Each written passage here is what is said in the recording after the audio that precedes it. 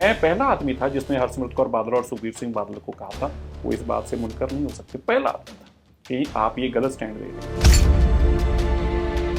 उनका फर्ज बनता था, कोई बात नहीं, नुकसान होगा फायदा वो बाद में देखेंगे, निजी नुकसान फायदा नहीं देख सकते।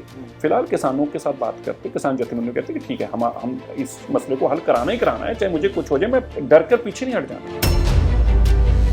अब बीजेपी में आ गए हैं, या बीजेपी दूसरी बॉडीज में तो है ही। दिल्ली की पॉलिटिक्स में सिरसा के बीजेपी में जाने का कितना फायदा बीजेपी को होगा और व्यक्तिगत तौर पे सिरसा को? मुझे जो फायदा हुआ वो ये है कि जो मसले हल कराने के लिए मुझे पहले बहुत लंबे चैनल अडॉप्ट करने पड़ते थे, आज अगर जरूरत पड़ी तो उन्होंने तुरंत मुख्यमंत्री जी को कहा कि इनका मसला है, आपके पास आएंगे, हल करो जैसे।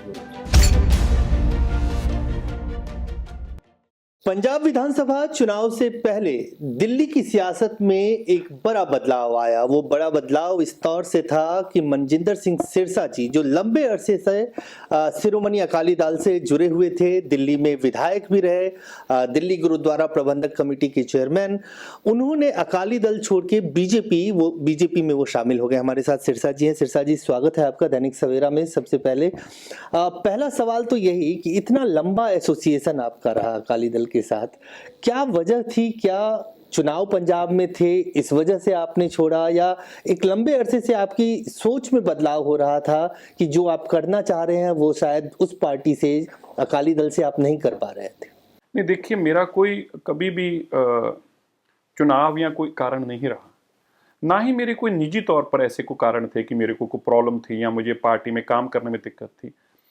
जो मेरा पर्पस रहा है, मैंने दिल्ली सिख गुरुद्वारा मैनेजमेंट कमेटी के माध्यम से भी और उससे पहले मैंने देश में और दुनिया भर में जो सिखों के मसले हैं उनके लिए अपनी आवाज़ उठाई, और उन मसलों को खाली आवाज़ नहीं उठाई, उन मसलों को 100% हल कराया। आज श्रोमणी अकाली दल सिखों की नुमाइंदा जथेबंदी थी और देश और दुनिया में जब भी किसी को जरूरत पड़ती थी वो श्रोमणी अकाली दल को याद करता था। लेकिन पिछले समय से श्रोमणी अकाली दल ने जो अपना एक पार्टी का मॉडल बनाया, वो मॉडल केवल पंजाब तक सीमित रह गया। इस तरीके से कि अगर पंजाब में श्रोमणी अकाली दल को भारतीय जनता पार्टी की जरूरत है, तो श्रोमणी अकाली दल देश भर के सिखों को यह आह्वान करती थी कि आप खाली बीजेपी का साथ दो, किसी और का साथ नहीं देना। आज उनको बीजेपी की जरूरत नहीं है, उनको बीएसपी की जरूरत पड़ी, तो उन्होंने देश भर के सिखों को कहा, भैया आप समाजवादी पार्टी को साथ दो। तो चाहे आपके समाजवादी पार्टी है नहीं है, आपकी वोट मिट्टी में जाए, लेकिन तो बसपा का साथ दो। तो उसका एक पर्पस क्या है कि जो सिख हैं वो देश भर में हैं, अलग अलग जगहों पर अलग अलग सिचुएशन से वो लड़ रहे हैं, तो उनके जो सोच है वो उनके मसले को हल करा पाए, उनकी सोच ये है। तो आज से पहले श्रोमणी अकाली दल में रहते हुए श्रोमणी अकाली दल की बहुत बड़ी ताकत थी। श्रोमणी अकाली दल ने हमेशा अलायंस पार्टनर थी बीजेपी की, और एनडीए में रहते हुए ऐसा कोई मसला नहीं था जिसकी हमने उनके साथ बात की और वो उन्होंने कोशिश ना करी हो। कोई हो गए, कुछ रह भी गए होंगे, लेकिन करते थे। लेकिन अब उनके पास उनका जो मॉडल है, जो पार्टी का मॉडल, वो मॉडल ऐसा नहीं है कि जो देश भर के सिखों को सुरक्षा, देश भर के सिखों के मसलों की को बात कर सके। मैं आपको मसलन बताता हूँ कि अब देखिए, अफगानिस्तान में इतना बड़ा कुछ हुआ, किसी ने श्रोमणी अकाली दल से उम्मीद भी नहीं की। ये बड़े अफसोस की, और हमें भी दुख हुआ, खेद हुआ कि श्रोमणी अकाली दल की लीडरशिप से कोई बात भी करना ठीक ना समझे, उनको अप्रोच तक ना कोई करे, और जब हमें करे और हम कुछ कर ना पाए क्योंकि हमारा कोई संपर्क नहीं है किसी से। तो मुझे ये महसूस हुआ कि देखो, अगर हमने देश के अंदर अपने सिखों की आवाज़ को बुलंद करना है, सिखों को लीडरशिप लेके देनी है, सिख खुद ताकतवर हों, और उसके लिए एक नेशनल पार्टी जो हमारी चिंता करती है, देश के प्रधानमंत्री जितना सिखों में, सिख धर्म में, सिख की आस्था में विश्वास करते हैं, शायद ही कभी किसी ने पिछले 50-70 साल में किया हो। मुझे याद नहीं आता कि कोई इतना प्रेम करता हो, कोई इतना स्नेह करता हो, इस पर्पस से नहीं, अपने धर्म के पर्पस से, या अपने लोगों के, बल्कि एक भावना के साथ।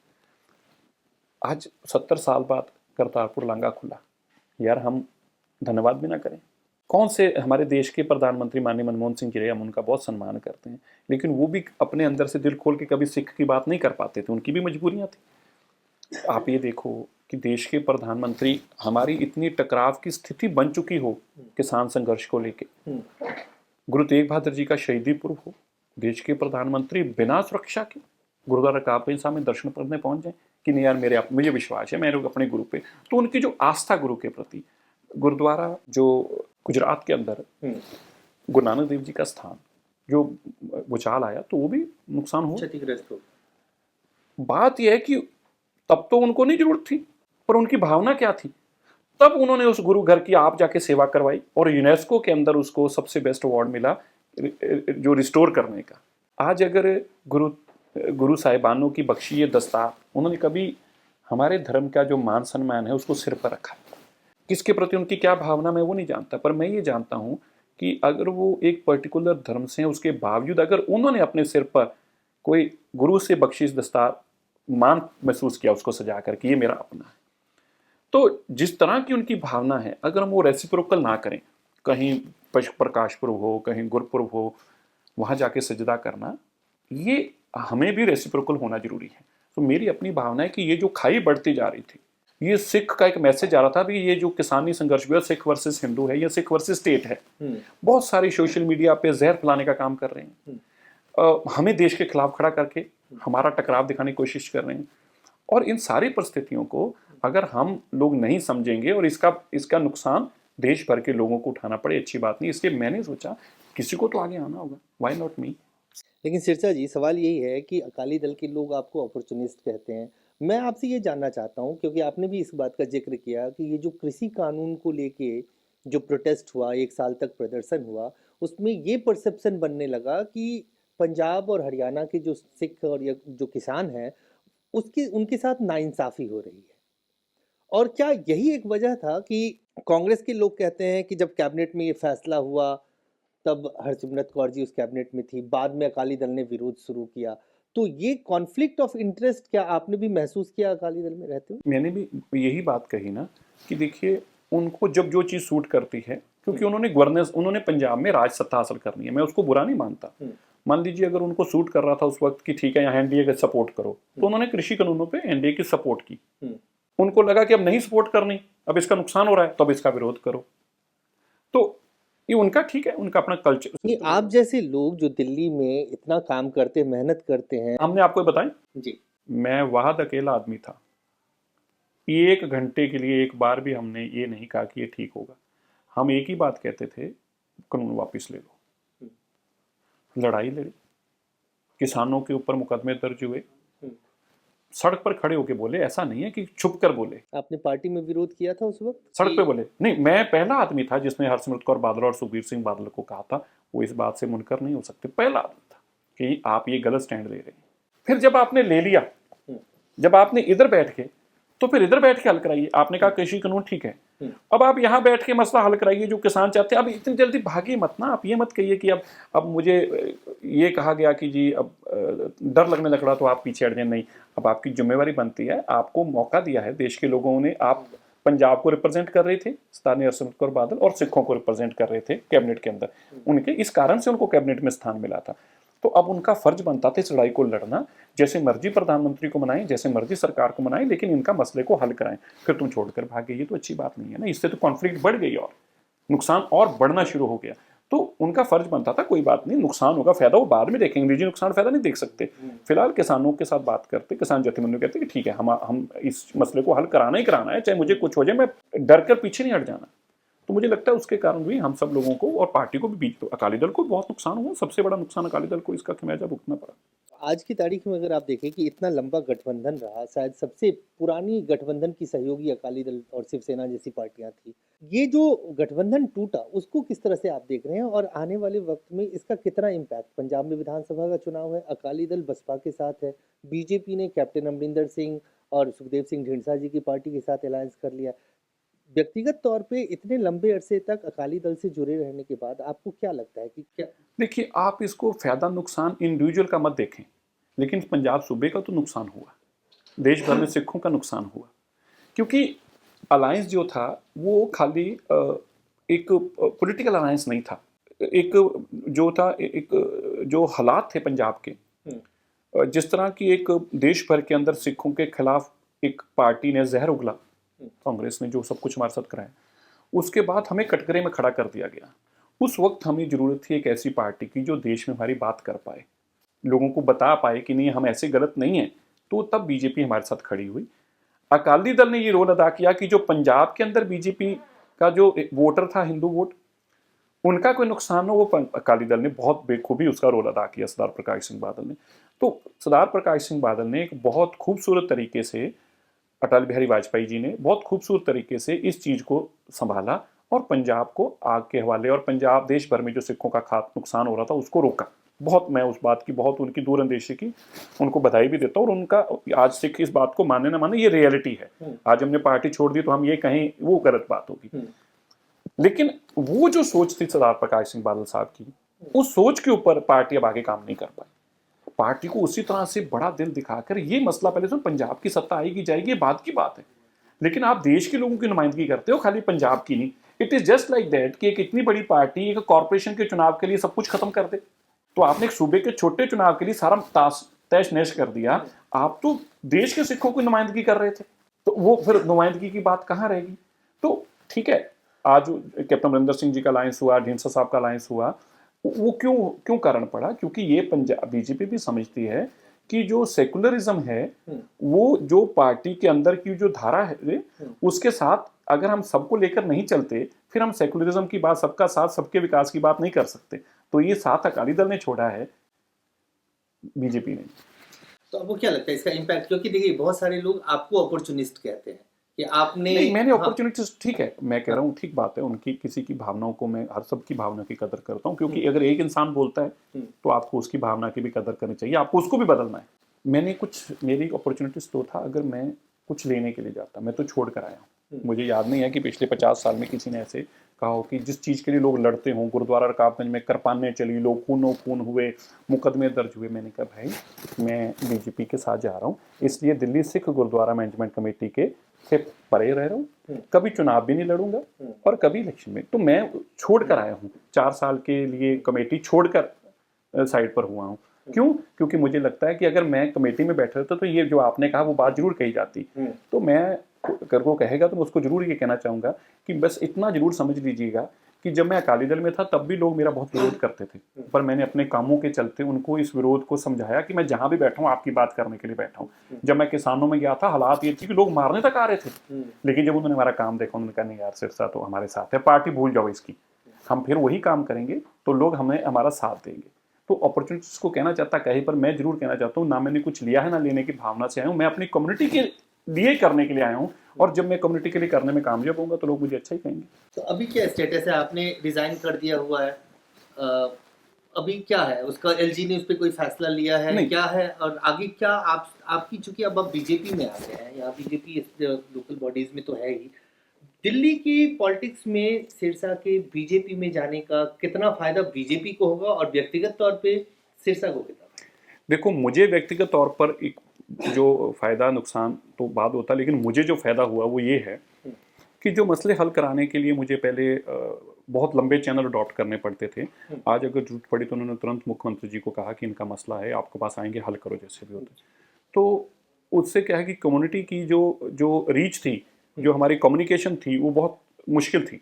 आज हमारा कम्युनिकेशन का माध्यम बहुत आसान हो गया, कोई भी मसला होता तो 5 मिनट में हल कराने में हम कामयाब हो जाते हैं। एक दिन अभी अमेरिका से एक परिवार आए थे, तो उनको उन्होंने ये किसानी संघर्ष के दौरान उन पे मुकदमा दर्ज हुआ था, तो उन्होंने अरेस्ट कर लिया एयरपोर्ट पे, लेकिन हम सरकार के सिस्टम में थे। तो 2 घंटों बाद हमने जब उनको बताया कि हम जिम्मेवारी लेते हैं भाई, इनकी जिम्मेवार हैं हम, तो तुरंत उनको पूछिए, तुरंत उनको रिहा किया गया।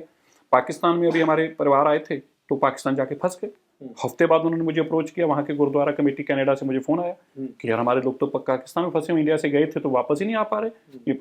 तो मैंने माननीय गृह मंत्री जी से बात की, उन्होंने तुरंत होम सेक्रेटरी साहब को कहा, वहीं बैठे होम सेक्रेटरी साहब को कहा, होम सेक्रेटरी साहब भी वहीं बैठे मुझे कहा अभी सिरसा जी 1 दिन का टाइम दो, एक ही दिन में कराएं। तो उसी दिन ही रात को ऑर्डर निकाला मिनिस्ट्री ने और उनको पाकिस्तान से इंडिया लेके आए। तो वो जो मेरा लाभ आज ये मुझे ये जरूर हो गया कि जो मेरा काम करने की मेरी क्षमता थी वो कई हजार गुना हो गई है, एक बात। दूसरी, आपने दिल्ली में कहा दिल्ली में फायदा नुकसान, देखो ये बीजेपी तय कर सकती है मेरे आने से फायदा, या तो उनको पता होगा, लेकिन मैं ये कह सकता हूँ कि मेरे सिखों को जिनके लिए मैं हमेशा काम करता रहा हूँ उनको यकीनी तौर पर इस चीज का फायदा हो रहा है और होगा। और ये स्टेटस क्या है अभी आपका? आपने रिजाइन तो दिल्ली गुरुद्वारा मैनेजमेंट कमेटी से मैंने रिजाइन कर दिया। वो एक पर्पस ये है कि मैं इस कमेटी में बीइंग पार्टी में रह रहा हूँ, इसलिए मैं इसमें अब तो अभी वो मेरा रिजाइन क्योंकि जनरल हाउस नहीं है तो एक्सेप्ट नहीं हो सकता, इसलिए मैं काम कर रहा हूँ कमेटी के सारे कामों पे। जो भी मुझे जनरल सेक्रेटरी की तरफ से काम अप्रूव करते हैं मैं उस पर साइन करके भेजता हूँ और सारे मैं काम उसको संभाल रहा हूँ। उसके लिए अगर कमेटी और फर्दर डिले होती होगी, इलेक्शन प्रज्यूम्ड है कि 20 जनवरी को इलेक्शन हो जाएगी, नहीं होगी तो फिर उस पर एलजी साहब डिसीजन ले सकते हैं मेरे रिजाइन पे। वो कोई कोऑर्डिनेटिव, क्योंकि हमारी हाउस खत्म हो चुका है, हमें केवल 15 लोगों को एलजी की तरफ से एक्सटेंशन मिली हुई है, वो 2-3 महीने के एक्सटेंशन दे रहे हैं। वो 15 लोगों की ही एक्सटेंशन है, उसमें कोई रिजाइन करना ना करने का कोई प्रोविजन नहीं है। तो उसके लिए कोई एलजी साहब को रास्ता अगर निकाल पाएंगे तो वही निकालेंगे अगर इलेक्शन फर्दर डिले होती है। वैसे तो 20 तारीख को 20 जनवरी को इलेक्शन हो जाएगी, तो उसके बाद जो नई कमेटी होगी अपने आप अपना कारोबार संभाल लेगी। सिरसा जी, एक सवाल आपसे, अब चूंकि पंजाब में विधानसभा चुनाव भी है, एक सवाल, दिल्ली के मुख्यमंत्री बार बार पंजाब जाते हैं और दिल्ली मॉडल को एक आइडियल मॉडल बताते हैं जिसको इम्प्लीमेंट करने की बात वो पंजाब में करते हैं। देखिए, आपको क्या लगता है कि वाकई दिल्ली मॉडल, जैसे कभी नरेंद्र मोदी जी निकले थे तो गुजरात से उन्होंने गुजरात मॉडल को पूरे देश में उन्होंने कहा कि एक आइडियल मॉडल है, क्या वाकई दिल्ली मॉडल आइडियल मॉडल है जिसको पंजाब के लोग एक्सेप्ट करेंगे? नहीं, पहली बात है अरविंद केजरीवाल जी का कोई मॉडल नहीं है, उनका मॉडल केवल झूठ मॉडल है उनका। मैं आपको एक वीडियो जरूर दूंगा और मैं आपसे आग्रह करूंगा कि अपने प्रोग्राम में मेरे आग्रह पे आप उस वीडियो को शेयर करें जो मेरी विधानसभा में मैंने बोला है। और वो उस पर को डिनाई नहीं कर पाया। केजरीवाल जी सामने बैठे हैं, उनके हाथ पैर फूल के फटाफट कागज देखने लग पड़े कि ये क्या हो गया। उनका मॉडल उस वीडियो से आपको पता चल जाएगा। एक बात। दूसरी बात, दिल्ली देश की राजधानी है, देश का सारा व्यापार यहाँ होता है, सबसे ज़्यादा जीएसटी यहाँ मिलता है, सबसे ज़्यादा रेवेन्यू यहाँ इकट्ठा होता है। उसके बाद 50% से ज़्यादा काम के पैसा केंद्र सरकार देती है। जैसे कॉरपोरेशन को केंद्र सरकार से पैसा आता है, एनडीएमसी को कांग्रेस के केंद्र की सरकार पैसा देती है। रेवेन्यू के लिए जो आपकी लैंड बिल्डिंग है उसका कोई पैसा दिल्ली सरकार का खर्च नहीं होता, वो भी केंद्र सरकार से आता है। दिल्ली पुलिस वाप जो स्टेट पुलिस है उसका कोई पैसा इनको खर्च नहीं करना पड़ता, वो भी 8,000 करोड़ रुपए केंद्र सरकार से आता है। दिल्ली के 80% हॉस्पिटल हैं, चाहे एम्स हैं, चाहे लोकनायक ये अपना क्या नाम है इसका, चलो जो भी दिल्ली के हॉस्पिटल जो बड़े हैं सफदरजंग हुई, उनका पैसा भी केंद्र सरकार चलाती है। तो दिल्ली में 60% से 70% पैसा तो केंद्र सरकार खर्च करती है। दिल्ली में सबसे ज़्यादा रेवेन्यू कलेक्शन है क्योंकि सब लोग बिजनेस यहीं से करते हैं, तो जीएसटी सबसे ज़्यादा। उसका पैसा खर्च करने के लिए दिल्ली केवल 200 किलोमीटर की सीमा के अंदर है। 200 किलोमीटर मतलब टोटल रेडियस जो है दिल्ली का 200 किलोमीटर का। पंजाब के एक जिले जितना है, मान लीजिए लुधियाना को आप पकड़ लिए, दिल्ली का एक ही बराबर है। लेकिन वहां पे अगर यहाँ पे ना तो एग्रीकल्चर डिपार्टमेंट है, ना तो यहाँ पे रेवेन्यू का जो जमीन खेतों से रिलेटेड है वो है, ना तो यहाँ पे एनिमल हस्बेंड्री डिपार्टमेंट है, ना तो यहाँ पे फिशरी डिपार्टमेंट। तो 90% डिपार्टमेंट भी नहीं है, खर्चा ही कुछ नहीं है। केजरीवाल कहते हैं हम सरप्लस बजट देते हैं, देश में एक ही राज्य दिल्ली ऐसा है जिसका बजट प्रॉफिट में है। आना ही है, हर साल प्रॉफिट में रहेगा, लेकिन उस प्रॉफिट को खर्च कैसे किया जाता है विषय ये है, क्योंकि खर्चा ही कोई नहीं है। इश्तेहार में हो रहे हैं। पंजाब में केजरीवाल कर रहे हैं इश्तेहार, यहाँ दिल्ली में चन्नी जी। मैं बता रहा हूँ, मैं बड़ा हैरानगी हो रही है, क्रिसमस को दिल्ली में इश्तेहारों में नहीं डाला गया, पंजाब में नहीं, गोवा के अखबारों में क्रिसमस के इश्तेहार दिया गया। आप ये बताओ, दिल्ली का पैसा गोवा में खर्च होगा, ठीक है। अब मैं तो सवाल अरविंद केजरीवाल से एक छोटा सा सवाल पूछता हूँ, आपका सरप्लस है ना बजट, तो आप पहले 9,000 करोड़ रुपया दिल्ली पुलिस का उनको दीजिए। सफदरजंग एम्स का हेल्थ का जो आपको 4,000 करोड़ मिलता है वो वापस दीजिए। एनडीएमसी का जो कॉर्पोरेशन का आपको 4,000 करोड़ मिलता है उनको वापस दीजिए। तो सरप्लस आपके पास इतना पैसा होने के बावजूद 25,000 करोड़ रुपया खाली उनका एड का बजट है। 25,000 करोड़ रुपया खर्च कर चुके हैं, पेपर उठा के देख लीजिए। पॉल्यूशन के ऊपर उन्होंने 100 करोड़ रुपया जमीन पे खर्च नहीं किया, लेकिन 1,400 करोड़ रुपया एड में खर्च किया। एड में 1,400 करोड़ रुपया। एक वो लेके आए कि मशीन में ना, ये वो भी केंद्र सरकार की एक मशीन 20 लाख रुपए की उन्होंने ली, 4.25 लाख रुपए की, सॉरी 4.25 लाख रुपए की मशीन ली जिसमें पराली डाल के, तो पराली की एड के ऊपर उन्होंने करोड़ों रुपए खर्च कर दिया। मशीन केंद्र सरकार की, वो 4 लाख रुपए में खरीदी एक मशीन। तो अरविंद केजरीवाल जी पंजाब के लिए सबसे बड़ा खतरा है, क्योंकि जिस तरह से दिल्ली में टकराव उन्होंने किया, सरकार तैश नैश कर दी, पंजाब तो एक दिन में नुकसान कर देगा। बॉर्डर स्टेट है, इसका क्या जाएगा, तो कुछ भी बोल देगा। तो हम पंजाब के लोगों को मैं तो आग्रह करता हूँ आपके टीवी चैनल के माध्यम से, मैं तो कहता हूँ कि जो लोग दैनिक सवेरा देख रहे हैं भाई, मैं आपसे आग्रह करता हूँ जरूर आप अरविंद केजरीवाल का एक बार सारा स्टडी करें, वो क्या करता है, उसकी मोडस ऑपरेंडी क्या है। वो कोई काम नहीं करता दिल्ली में। आप मैं इंपॉर्टेंट बातें 4 बता देता हूँ। अरविंद केजरीवाल को आज 7 साल हो गए मुख्यमंत्री बने, वो मुझे एक फ्लाईओवर का नाम बताएं जो उन्होंने बनाया है। एक दो नहीं, एक सड़क का, एक रिंग रोड, एक हाईवे का नाम बताएं, एक सड़क जो उन्होंने बनाई है, एक स्कूल का नाम बताएं जो उन्होंने बनाया है, स्कूल ठीक कराया नहीं जो उन्होंने बनाया है, एक अस्पताल का नाम बताएं जो उन्होंने बनाया है, एक यूनिवर्सिटी का नाम बताएं जो उन्होंने बनाई है। अरे भैया ये वो ऐसा आदमी है, एक नालायक बेटे को लायक बाप ने बहुत बड़ी हवेली बना के दी। अब जिस बाप ने हवेली बना के दी इतनी बड़ी, बेटा जो है रोज लोगों को बुलाए, आ जाओ तू भी आ जा, तू भी आ जा। क्या कह रहा है, देखो मैंने हवेली रंग करा दी, देखो कितना सुंदर रंग है, ये सफेद रंग चमचमा रहा है, ये देखो पीला रंग चमचमा रहा है, मैंने हवेली सुंदर बना दी। फिर सबने कहा भैया हवेली को रंग बना के तो इतने लोगों को पार्टी दिए जा रहा है, तेरे बाप ने हवेली खड़ी करी थी, बनाई थी, फिर उसको कितनी पार्टी देनी चाहिए थी। ये बने स्कूलों के अंदर रंग करा के कहता है ये मेरी फोटो देखो, तो जिन्होंने स्कूल बनाए थे फिर उनको कितना क्रेडिट मिलना चाहिए अगर रंग कराने का क्रेडिट इतना है तो। क्रेडिट मिलना चाहिए पुरानी सरकारों को, कांग्रेस की सरकारों को, उससे पहले बीजेपी की बिल्कुल। सरकार को, क्योंकि मैं तो कह रहा हूँ शीला दीक्षित जी को मिलना चाहिए, क्यों नहीं होना चाहिए भैया। 15 साल में उन्होंने कितने स्कूल बनाए। अगर आप ईस्ट दिल्ली चले जाओ, देखो हम आप उनकी शीला दीक्षित जी के भी कंट्रीब्यूशन को दिल्ली से बाहर नहीं निकाल सकते। चुनाव में अलग बात होती है आप, लेकिन आज ईस्ट दिल्ली के अंदर जो उन्होंने डेवलपमेंट करी, जो हालात बनाए दिल्ली के अंदर, आज हम जो जाम से बचे हुए हैं, तो उनका भी बहुत बड़ा कंट्रीब्यूशन है। मेट्रो को लेके आने में मदन लाल खुराना जी, देखो कितना विजन से उन्होंने तब अटल बिहारी वाजपेयी जी से ये शुरू करा के तब उन्होंने शुरू कराई। सहब सिंह वर्मा जी, अपने बच्चों को पहले उन्होंने कहा कि नहीं सरकारी स्कूल कैसे सुधरेंगे, पहले मेरे बच्चे स्कूल में पढ़ेंगे जाके सरकारी। यार प्राइवेट स्कूल से निकाल के बताओ कौन सा ऐसा इससे पहले मिनिस्टर था। ये कह देना आसान है, आप जो प्रीच करो पहले उसको खुद प्रैक्टिस करो। ये अरविंद केजरीवाल तो फ्रॉड करता है, कभी कहता है मैं घर पे नहीं रहूंगा फिर बड़ी कोठी ले लेता है, मैं सिक्योरिटी नहीं लूंगा फिर सब्सिडी ले लेता है, मैं कांग्रेस से अलायंस नहीं करूंगा फिर उन्हीं के गले लग जाता है। ये तो टोटल नटोरियस आदमी, नटोरियस। दिल्ली में बीजेपी के, अब तो दूसरा टर्म है केजरीवाल जी का, आपको लगता है कि दिल्ली में बीजेपी के पास केजरीवाल से लड़ने के लिए फेस नहीं था?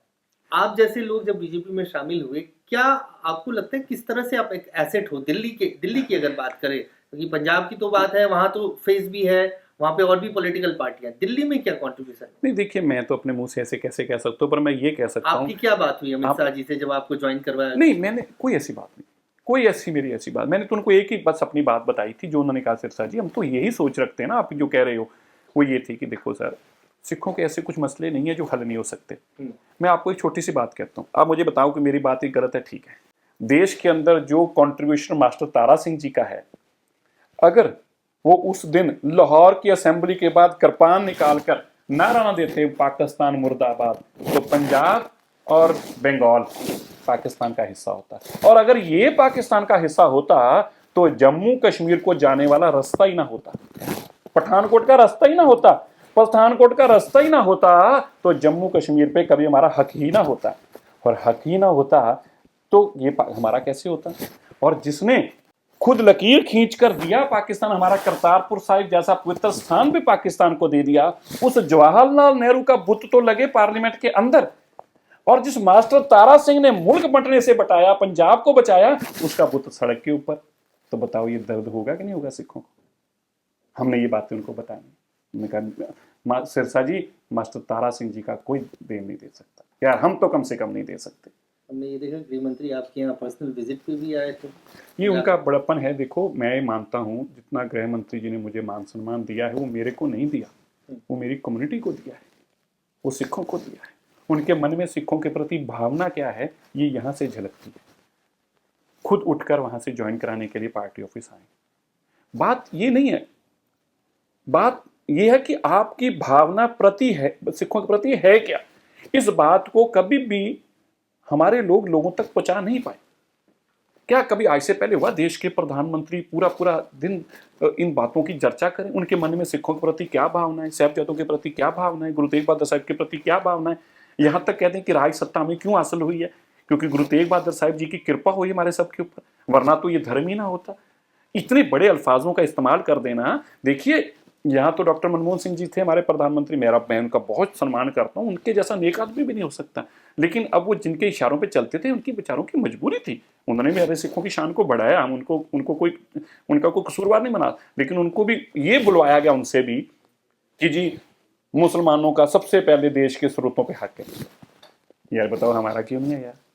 हमने तो जानने दिए यार, हमारे तो गुरु साहिबानों की भी इतनी बड़ी शहादतें होगी, हमारा क्यों नहीं है राइट भाई? ये क्यों नहीं कहा कि सिखों का सबसे पहले अधिकार है भाई? 2% सिख होके 80% जेलों में गए भाई, 80% फांसियों पे लटके। क्यों नहीं कहा डॉक्टर मनमोहन सिंह जी ने? क्यों कांग्रेस ने ये बात नहीं कहने दी? तो यार आज हम उस आदमी का सम्मान ना करें, देश के प्रधानमंत्री नरेंद्र मोदी जी का, तो मुझे लगता है यार ये तो फिर आसान फरामोशी हो जाएगी। हम तुम ऐसे कभी भी नहीं है कि हम ऐसी बात कहेंगे। सच के लिए खड़े रहेंगे, अकेले भी रह जाएं तो सच बोलते रहेंगे। कम से कम लोग कहेंगे रह तो अकेला गया था, पर बात से पीछे नहीं आता। चलिए चलते चलते आखिरी सवाल आपसे कि आप जाएंगे पंजाब विधानसभा चुनाव में? नहीं, पार्टी जहां भी ड्यूटी लगाएगी। पर मैं एक बात आपके टीवी चैनल पे बहुत स्पष्ट कर दूं, दैनिक सवेरा पे, मेरा पर्पस पंजाब नहीं है अकेला। मेरा पर्पस देश के अंदर सिखों को ताकत दिलवाना, हर सूबे से सिख नुमाइंदों को विधानसभा, लोकसभा और कॉरपोरेशन में भिजवाना, ताकि हमारी कम्युनिटी की स्ट्रेंथ बने। हमारी जो आपसी एक प्यार मोहब्बत है, उसके अंदर पार्टी के साथ जुड़ने से उसका बेनिफिट हमारी सारी कम्युनिटी को मिले। मेरा पर्पस वो है। पंजाब में भी जहां मैं तो गली गली मुझे कहेंगे तो मैं गली गली जाके अपने भाइयों के हाथ पैर जोड़ूंगा। कोई मेरे से नाराज होगा उसके आगे भी हाथ जोड़ूंगा, भाई एक बार सुन लो मेरी बात, हो सकता है मैं गलत ही हूँ। जाके समझाएंगे कि 1 साल तक ये जो कृषि कानून बिल्कुल को लेकर समझाएंगे। किसान बैठे रहे, बाद में तो हम भी साथ बैठे रहे भाई। वही मैं कह रहा हूँ, जो वो वापस ले लिया, अब जो है परिस्थितियां बदल गई हैं। उसका कारण है, हम समझाएंगे। और आप दैनिक सवेरा के माध्यम से फिर कहते हैं उनको, अपने किसान भाइयों को हाथ जोड़कर कहते हैं, पंजाब के लोगों को हाथ जोड़कर कहते हैं, एक बार अपना विचार करो, ये भावना समझो। पर्पस क्या है? कांग्रेस कभी नहीं चाहेगी कि सिख बीजेपी के साथ जुड़े, पंजाब के लोग बीजेपी के साथ जुड़े। आम आदमी पार्टी कभी नहीं चाहेगी कि सिख बीजेपी के साथ जुड़े, किसान बीजेपी के साथ जुड़े, पंजाबी बीजेपी के साथ जुड़े। श्रोमणी अकाली दल कभी नहीं चाहेगी, कतई नहीं चाहेगी। अब वो क्या करेंगे? वो ऐसी जहर उगलेंगे जिससे सिख जो हैं और दूर होते जाएं। तो साफ तौर से मनजिंदर सिंह सिरसा जी बीजेपी में शामिल हुए एक बड़े विजन के साथ, और इनका ये कहना है कि ये शामिल सिर्फ इसलिए नहीं हुए हैं कि दिल्ली या पंजाब के सिखों को इंसाफ दिला सके। देश के हर कोने कोने में जो सिख है उनको पंचायत, बूथ स्तर, जिला परिषद, विधायक, सांसद बनाने के लिए ये जितना कंट्रीब्यूशन बीजेपी में रह के जितना एफर्ट कर सकते हैं वो करेंगे। और समझाने के लिए अगर पंजाब विधानसभा चुनाव में इन्हें पंजाब जाने को इनकी पार्टी यानी बीजेपी कहेगी तो हर जगह जाके वो समझाएंगे कि किस तरह से प्रधानमंत्री के नेतृत्व में बीजेपी की सरकार सिखों के हित में काम